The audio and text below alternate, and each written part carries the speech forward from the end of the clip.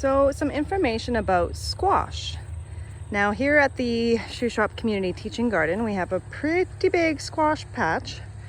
Different varieties of squash, which means keeping the seeds are probably not going to be very effective for next year because we may not know what's growing or how it will grow. On the other side of the garden, we have pumpkins, and there are actually some butternut squash too. But in this area here, we have squash. One important thing to know though, so here we have a Hubbard.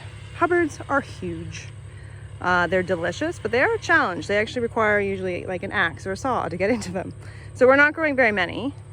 But what you need to look for when it comes to squash, we do ask that people do not pick squash up here. Let's leave them until truly into the fall. They are still actively growing.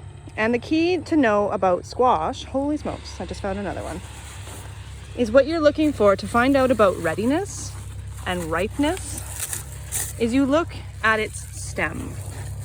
This stem here should look like it's all dried up. No green. It should look, you see these sort of dried out patches. That whole thing should look like it's completely dried out, which means that the plant is no longer going to be putting energy into this plant's growth. Most likely whatever chemical signals these plants say, it's like, you know, the seeds inside of me are mature. You can stop growing me now. You also, another key indicator is actually the quality of the skin. If your fingernail can pierce into this, that means its skin has not hardened enough. It's not technically mature. Yeah, you might be able to eat it, but its flavor will most likely not be truly developed. And it might be really watery when it's cooked. So mainly, we have had instances where some of the squash have been harvested and they weren't even ready. And so that really truly is a waste because all of this time growing it only for it to not even be viable. So we have the Hubbard squash, we have acorn squash, we have spaghetti squash. Now you can see over here, here's the spaghetti squash. And though it may look, oh wow, that looks like a full-size spaghetti squash, it still has a sort of a green quality to it. And the stem is definitely still green. With spaghetti squash, you're actually looking for its sort of truly yellowed color. That, and you know, again, a dried stem, quite that sort of yellow color, that is a mature squash. You can see tons of male blossoms. A male blossom here. There is no fruit on the bottom, just pure male. Those are the kind that you can pick and stuff with feta cheese or whatever people do. Put them in a batter and fry them, and they're supposed to be absolutely delicious. Those male squash are popping up to say, hey pollinators, look at me. And they come over, and then we're hoping that the plant is also producing female. Now here you see a female buttercup squash. This actually, like the fruit looks like it really did get pollinated, and it is developing. Now here's one here. So these are little buttercup squash, my personal favorite, because not only are they incredibly delicious, but they're actually really quite easy to deal with. They're easy to cut, unlike the Hubbards.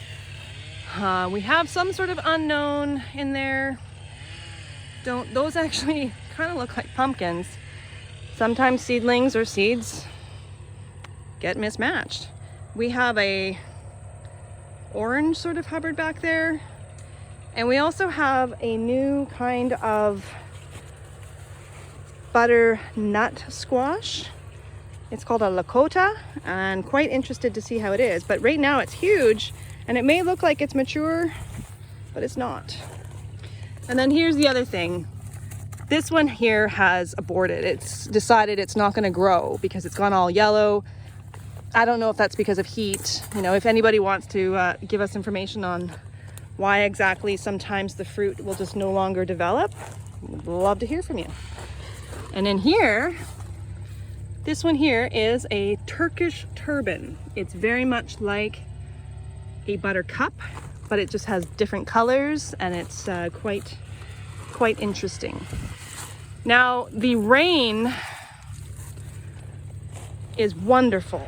No complaints about the rain, but the rain also has great potential to begin the start of powdery mildew.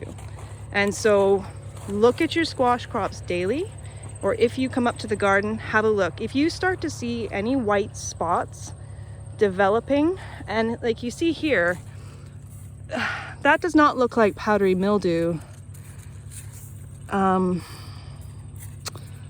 Not exactly, but there's some sort of rust there.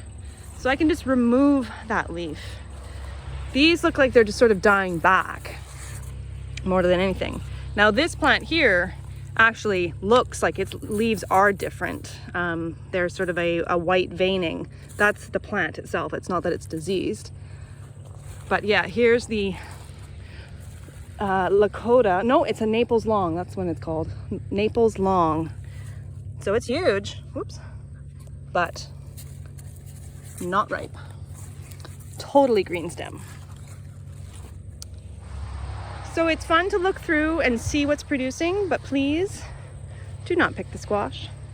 But if you do come through here and you want to collect some of the male blossoms, please feel free. If you want to pick away at any leaves that are dead or decaying, or if you're starting to see any powdery mildew, please remove any leaves. And you can always help them along. If any of the leaves are starting to get overgrown into certain areas, we can just tip them, just cut the tips off so that it will just keep putting its energy into other fruit production. Thank you very much.